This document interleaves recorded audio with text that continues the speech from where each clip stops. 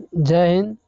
तो आज के क्लास जो है सो इंटरेस्टिंग होने वाला है, मज़ेदार होने वाला है, क्योंकि गोधली भाग 2 का यानी कि गोधली भाग 1 जो है सो 9th क्लास में पढ़ना होता है और गोधली भाग 2 हिंदी जो है सो क्लास 10th में पढ़ना होता है। तो गोधली का ऑब्जेक्टिव क्वेश्चन चैप्टर वाइज करेंगे, सभी का सब्जेक्टिव और ऑब्जेक्टिव के साथ। तो इस वीडियो में जो है सो ऑब्जेक्टिव करेंगे श्रम विभाजन और जाति प्रथा से। काफ़ी इंटरेस्टिंग क्लास होने वाला है, क्योंकि एक भी क्वेश्चन आपको स्किप नहीं होगा और एग्जामिनर जब भी पूछता है तो चैप्टर वाइज ही पूछेगा। कंपटीशन लेवल तो है नहीं कि 9th 10th या 11th 12th से कहीं से पूछ सकता है। जब भी पूछेगा तो चैप्टर से ही पूछेगा, या 2 क्वेश्चन पूछे या 5 क्वेश्चन पूछे, जब भी पूछेगा तो चैप्टर से ही पूछेगा। तो चैप्टर वाइज हम लोग ऑब्जेक्टिव क्वेश्चन करेंगे। एक भी क्वेश्चन हो किसी भी सब्जेक्ट का छूट नहीं पाएगा, ये मेरा वादा है। तो आज का क्लास जो है समझदार होने वाला है। अगर इस चैनल पर नया है तो चैनल को जल्दी से सब्सक्राइब कर लीजिए, क्योंकि आपको सभी सब्जेक्ट का जो है सो वीडियो फ्री में और नोट्स प्रोवाइड कराया जाएगा इसी चैनल के माध्यम से। Examination master by DK YouTube channel, Instagram और टेलीग्राम या फेसबुक पेज, कहीं भी आप हमसे जुड़ सकते हैं। एग्जाम से संबंधित कोई भी डाउट हो तो वहाँ से आप क्लियर कर सकते हैं।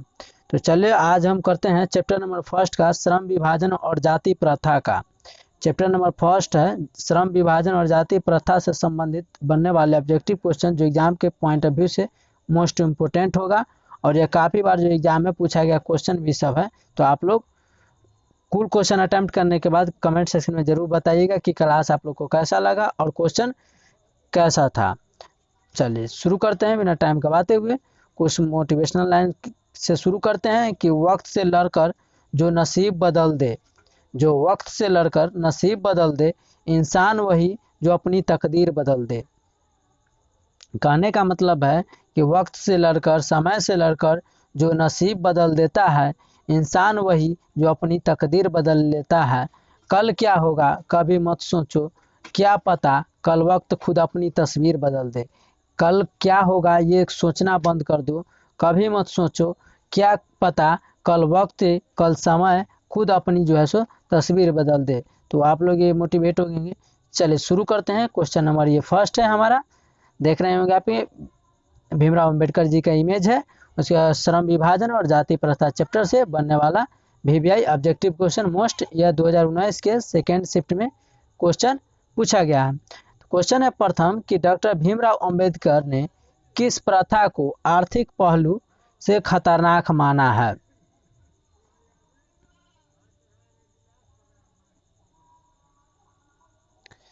तो इसका राइट आंसर क्या होगा? तो डॉक्टर भीमराव अंबेडकर ने किस प्रथा को आर्थिक पहलू से खतरनाक माना है? ऑप्शन में है सती प्रथा, ऑप्शन बी में है दहेज प्रथा, ऑप्शन सी में बाल विवाह प्रथा, ऑप्शन डी में है जाति प्रथा। तो इसका राइट आंसर क्या होगा? तो क्वेश्चन नंबर फर्स्ट का जो राइट आंसर है ऑप्शन नंबर डी, जाति प्रथा। जाति प्रथा जो था यह डॉक्टर भीमराव अंबेडकर के द्वारा जो है सो पहलू है, यह खतरनाक डॉक्टर भीमराव अंबेडकर मानते थे जाति प्रथा को। जो जाति प्रथा चलता है ना, जो वो फन्ना जाति का, वो हम जाति का, वो किस जाति का, यही इनका जो है सो विरोध करते थे doctor Bhimrao Ambedkar. Next question है कि भीमराव अंबेडकर का जन्म किस परिवार में हुआ था? भीमराव अंबेडकर का जन्म किस परिवार में हुआ था? तो इसका राइट आंसर क्या होगा? तो ऑप्शन नंबर सी जो है इसका करेक्ट आंसर होगा दलित परिवार में। दलित परिवार में जो है सो भीमराव अंबेडकर का जन्म हुआ था। तो कौन जाति के थे? तो ये महार, जिसको हम लोग आम बोलचाल की भाषा में डोम भी कहते हैं। और इनका के जन्म जो हुआ था मध्य प्रदेश के महू में हुआ था। इनका जन्म कहाँ हुआ था? तो मध्य प्रदेश के महू में। यह जो है डोम जाति से बिलोंग करते थे, जिसको SC भी कहते हैं। दलित जाति से यह बिलोंग करते थे। मध्य प्रदेश में इनका जन्म हुआ था। चलिए नेक्स्ट है, एक भी क्वेश्चन आपको चैप्टर से छूटने वाला नहीं है। क्वेश्चन नंबर 3 है कि भीमराव अंबेडकर के प्रेरणा स्रोत रहे हैं। भीमराव अंबेडकर के प्रेरणा स्रोत कहने का मतलब है, देखिए दुनिया में हर कोई इंसान जो है सो किसी न किसी से वो प्रेरित होता है, किसी से सीखता है और कहता है अंतिम में कि आपसे सीख कर हम यहाँ मुकाम तक आ गए हैं। तो भीमराव अंबेडकर के जीवन में भी 3 महान ऐसे विद्वान थे जिससे वह प्रेरणा स्रोत रहे हैं। तो इसका राइट आंसर क्या होगा? भीमराव अंबेडकर के प्रेरणा स्रोत यानी कि भीमराव अंबेडकर जी जो थे, ये 3 आदमियों से, 3 महान पुरुषों से जो ये थे इंस्पायर होते थे, मोटिवेट होते थे। तो पहला व्यक्ति जो था वो बुद्ध था, गौतम बुद्ध था। दूसरा था कबीर, जो कबीरदास महान एक लेखक हैं। उसके बाद तीसरा है ज्योतिबा फूले। तो ऑप्शन नंबर डी जो होगा उपयुक्त सभी होगा। इसका राइट आंसर क्या होगा? उपयुक्त सभी। तो काफ़ी इंपॉर्टेंट क्वेश्चन है, काफ़ी भी ये इंपॉर्टेंट है, काफ़ी बार पूछा जाता है। एग्जामिनर जब भी पूछेगा तो इस चैप्टर को छोड़कर और छोड़ सकता है चैप्टर को, लेकिन इसको नहीं छोड़ता है। और ये काफ़ी इंपॉर्टेंट चैप्टर है और हिंदी का फर्स्ट चैप्टर है, और इससे काफ़ी बार क्वेश्चन पूछा जाता है। और एक भी एग्जाम ऐसा नहीं है जिससे क्वेश्चन नहीं पूछा गया है। तो एक भी क्वेश्चन आपको स्किप नहीं होगा। तो वीडियो को लाइक कर दीजिएगा, लाइक नहीं किए हैं तो कमेंट सेक्शन में बताइएगा कि वीडियो कैसा लगा, क्योंकि आप लोग का एक लाइक हमें मोटिवेट करता है। तो चलिए, इसका राइट आंसर क्या था? तो डी था। चलिए नेक्स्ट क्वेश्चन करते हैं 4। अंबेडकर ने भारत की बेरोजगारी का प्रमुख प्रत्यक्ष कारण किसे माना है? अंबेडकर जी ने, डॉक्टर भीमराव अंबेडकर जी ने भारत में जो बेरोजगारी है उसका प्रमुख प्रत्यक्ष कारण किसे माना है? तो इसका राइट आंसर क्या होगा? ऑप्शन ए में है कार्य अकुशलता, ऑप्शन बी में है जाति प्रथा, ऑप्शन सी में उद्योग धंधों की कमी। कार्य कुशलता के मतलब जैसे कि काम में कमी, और कुशलता यानी कि बराबर की काम, यानी कि जाति के भेदभाव पर काम को बांट देना। किसी को ऐसे समझिए, किसी को काम करने के लिए काम में काम है और किसी को जाति के आधार पर काम ही नहीं है। जैसे कि मान कर चलिए कोई छोटा जाति अगर चाहता है सोना का दुकान खोले, चाहे चाहता है कोई बड़ा दुकान खोले, बिजनेस करे, तो वो कर नहीं पाएगा, क्योंकि जिस जाति को काम बांटा गया वही कर सकता है। उसके बाद है कि जाति प्रथा जो चल रहा है कि नहीं तुम यही जात का हो, यही काम कर सकते हो, जो काम बांटा दिया गया है बांट कर। उसके बाद उद्योगों के धंधे में कमी आना, यानी कि फैक्ट्रियों के में कामों की कमी आना। और ऑप्शन डी में जो है यह प्रतिकूल परिस्थितियां। तो इसका राइट आंसर क्या होगा क्वेश्चन नंबर 4 का? तो क्वेश्चन नंबर 4 का right answer option number B है जाति प्रथा। जाति प्रथा जो है से बेरोजगारी का प्रमुख और प्रत्यक्ष कारण माना जाता है डॉक्टर भीमराव अंबेडकर जी के द्वारा। यह भी काफ़ी जो है से सही बात है। नेक्स्ट है कि अंबेडकर के अनुसार भाईचारे का वास्तविक रूप क्या है? तो डॉक्टर भीमराव अंबेडकर जी के अनुसार भाईचारे का मतलब क्या है? यहाँ मतलब पूछा जाता है। क्वेश्चन को आप लोग समझिएगा, जब तक आप लोग क्वेश्चन नहीं समझेंगे तब तक आप सटीक आंसर नहीं लिखाएगा। तो कहता है भीमराव अंबेडकर जी कि भाईचारे के अनुसार वास्तविक रूप क्या है, यानी कि भाईचारा का मतलब क्या होता है? शहद की तरह वास्तविक रूप, या दूध पानी की तरह मिश्रण यानी कि मिल जाना, या शक्कर पानी की तरह मिश्रण यानी मिल जाने, या इनमें से सभी। तो क्वेश्चन नंबर 5 का जो राइट आंसर होगा वो option number B is the correct है। दूध पानी जैसा मिला हुआ रहता है उस टाइप का जो है सो मिला रहना चाहिए भाईचारे का। चलिए नेक्स्ट क्वेश्चन कर लेते हैं। क्वेश्चन नंबर 6 है, बाबा साहेब भीमराव अंबेडकर का जन्म कब हुआ था? बाबा साहेब भीमराव अंबेडकर का जन्म कब हुआ था? यह 2019 और 2020 के फर्स्ट शिफ्ट में यह क्वेश्चन पूछा गया, आप लोग देख सकते हैं। तो किसी भी सब्जेक्ट का, सभी सब्जेक्ट का क्लास 10 से संबंधित ऑब्जेक्टिव क्वेश्चन से लेकर गेस और गाइड से संबंधित सभी वीडियो इसी चैनल पर प्रोवाइड कराया जाएगा एग्जामिनेशन मास्टर आईडी के। तो इसको अभी तक सब्सक्राइब नहीं किए हैं तो सब्सक्राइब कर लीजिएगा और बेल आइकन को क्लिक करके ऑल कर लीजिएगा, क्योंकि सही समय पर आपको शाम में 5 बजे के बाद जो वीडियो अपलोड हो जाता है। तो बाबा साहेब भीमराव अंबेडकर का जन्म कब हुआ था? तो इसका राइट आंसर जो होगा ऑप्शन नंबर ए 14 अप्रैल 1891 ईस्वी में। 14 अप्रैल 1891 ईस्वी को जो है सो बाबा साहेब भीमराव अंबेडकर जी का जन्म हुआ था। कहाँ हुआ था? तो मध्य प्रदेश में हुआ था, महू जाति में, यानी कि डोम जाति में। चलिए नेक्स्ट है, बाबा साहेब भीमराव अंबेडकर का जन्म किस राज्य में हुआ? बाबा साहेब भीमराव अंबेडकर का जन्म किस राज्य में हुआ? तो यह मध्य प्रदेश में हुआ है। ऑप्शन नंबर जो है बी इज द करेक्ट है। ऑप्शन ऊपर नीचे हो गया है तो option number B is the correct है, मध्य प्रदेश, मध्य प्रदेश। चले नेक्स्ट है, नेक्स्ट क्वेश्चन करते हैं। नेक्स्ट है, बाबा साहेब के अनुसार आदर्श समाज किसे माना जाता है? बाबा साहेब के अनुसार आदर्श समाज किसे माना जाता है? ऑप्शन ए में है समता आधारित, ऑप्शन बी है बंधुत्व पर आधारित, ऑप्शन सी है स्वतंत्रता पर आधारित, ऑप्शन डी है सभी कथन सत्य है। तो इसका राइट आंसर क्या होगा?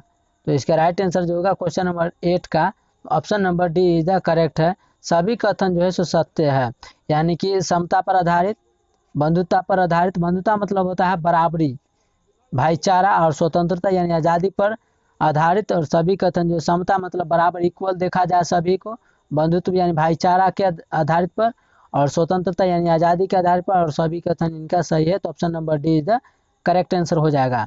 चलिए नेक्स्ट है, श्रम विभाजन और जाति प्रथा के लेखक कौन है? श्रम विभाजन और जाति प्रथा के लेखक कौन है? तो डॉक्टर भीमराव अंबेडकर जी इस कहानी को खुद लिखे हैं।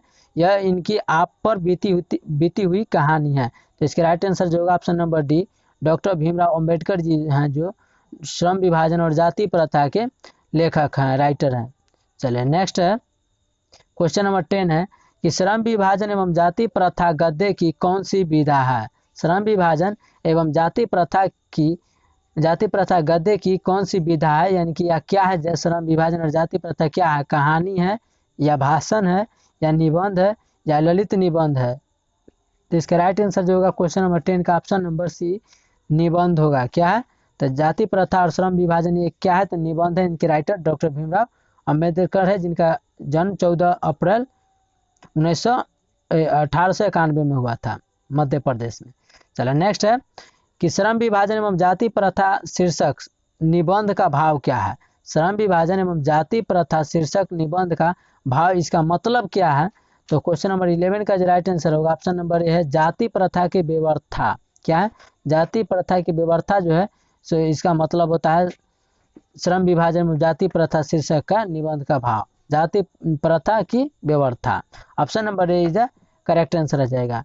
नेक्स्ट है, श्रम विभाजन कैसे समाज की आवश्यकता है? श्रम विभाजन कैसे समाज की आवश्यकता है? तो क्वेश्चन नंबर 12 का जो राइट आंसर होगा वो सभ्य समाज की आवश्यकता। Option number A is the correct answer है। श्रम विभाजन जो है सो सभ्य समाज की आवश्यकता है। Option number A is the correct answer हो जाएगा। नेक्स्ट क्वेश्चन है क्वेश्चन नंबर 13। क्वेश्चन नंबर 13 है, समाज और राजनीति में बेहद सक्रिय भूमिका निभाते हुए अंबेडकर जी ने किसको मानवता एवं अधिकार दिलाने के लिए अनेक प्रयास किए थे? समाज और राजनीति में बेहद सक्रिय भूमिका निभाते हुए अंबेडकर जी ने किस को मानवता एवं अधिकार दिलाने के लिए अनेक प्रयास किए थे? तो क्वेश्चन नंबर 13 का जो राइट आंसर होगा ऑप्शन नंबर ए है, अछूतों की। किसको? अछूतों की जो है सो समाज और राजनीति में बेहद सक्रिय भूमिका निभाते हुए अंबेडकर जी ने अछूतों को मानवता और अधिकार दिलाने का अनेक प्रयास किया, काफी कठोर परिश्रम किए थे। चलिए नेक्स्ट क्वेश्चन कर लेते हैं। नेक्स्ट है कि जाति प्रथा का श्रम विभाजन मनुष्य की सुरक्षा पर निर्भर नहीं करता। जाति प्रथा का श्रम विभाजन मनुष्य की सुरक्षा पर निर्भर नहीं रहता। मनुष्य की व्यक्तिगत भावना तथा व्यक्तिगत रुचि मतलब जिस काम को करने में उसकी इच्छा हो, रुचि का इसमें कोई स्थान नहीं जो है महत्व नहीं रहता। प्रस्तुत का जो है सो उद्धृत किस पाठ से लिया गया है? यह लाइन जो है सो किस पाठ से लिया गया है? तो ऑप्शन नंबर बी होगा, श्रम विभाजन और जाति प्रथा से लिया गया है। किसे लिया गया है? श्रम विभाजन और जाति प्रथा से। जीत जीत में निरखत हूँ, ये भी आपका चैप्टर का नाम है। मछली भी आपका एक चैप्टर है, और नौबत खाने में इबादत ये भी आपका चैप्टर है। तो इसका राइट आंसर जो होगा option number B is the correct answer है, श्रम विभाजन और जाति प्रथा। चलिए नेक्स्ट है क्वेश्चन नंबर 15 कि जाति प्रथा को श्रम विभाजन मान लिया गया। जाति प्रथा को श्रम विभाजन मान लिया जाए तो यह स्वाभाविक विभाजन नहीं है, क्योंकि यह मनुष्य की रुचि पर यानी कि उसके इच्छानुसार पर आधारित नहीं है। यह किस पाठ से लिया गया है? तो इसका राइट आंसर भी होगा श्रम विभाजन और जाति प्रथा। Option number B is the correct answer हो जाएगा। नेक्स्ट है क्वेश्चन नंबर 16 कि जाति प्रथा स्वाभाविक विभाजन नहीं है, क्यों?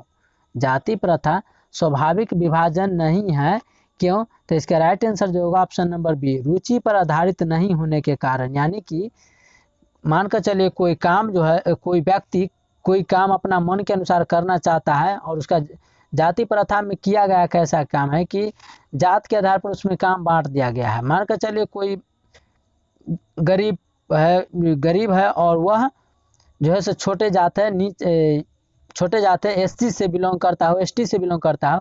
मान कर चलिए वो किसी जैसे दुकान लगाना चाहता है, तो उस पर जो है सो प्रतिबंध समाज के लोग लगा देते हैं कि नहीं तुम छोट जात के हो, नीचे जात का हो, तुम दलित परिवार से बिलोंग करते हो, तुमको यह काम नहीं दिया गया है, यह अधिकार नहीं है कि तुम यह काम कर सकते हो, जो तुमको काम बांट के मिला गया है वही करो। तो यह जो है सो उसमें रुचि नहीं होता है, फिर भी वो उसमें काम में करता है। यही कहता है कि जाति प्रथा यह स्वाभाविक विभाजन नहीं है, क्योंकि रुचि पर आधारित नहीं होने के कारण। रुचि, जाति प्रथा और स्वाभाविक विभाजन जो है सो रुचि के अनुसार काम नहीं बांटा गया है, जात के आधार पर काम को बांट कर दिया गया है। रुचि के अनुसार कोई भी व्यक्ति अपना काम नहीं कर सकता है। श्रम विभाजन और जाति प्रथा में यह कहा गया है डॉक्टर भीमराव अम्बेडकर जी के द्वारा। नेक्स्ट है कि जाति प्रथा श्रम विभाजन के साथ साथ किसका रूप लिए हुए है। जाति प्रथा जो है सो श्रम विभाजन के साथ साथ किसका रूप लिए हुए है। तो क्वेश्चन नंबर 17 का जो राइट आंसर है ऑप्शन नंबर सी, श्रमिक विभाजन का। श्रमिक मतलब होता है कोई काम करने वाला व्यक्ति। श्रमिक विभाजन का जो नरेंद्र मोदी जी का जो है सो एक श्रमिक योजना भी जो है सो चल रहा है। तो श्रमिक विभाजन का जो है सो जाति प्रथा का विभाजन के साथ साथ इसका रूप भी लिए हुए है श्रम विभाजन का। तो option number C is the correct answer हो जाएगा। नेक्स्ट क्वेश्चन करते हैं, आदर्श समाज स्वतंत्रता, समानता, भ्रातृत्व पर आधारित होगा, किसने कहा।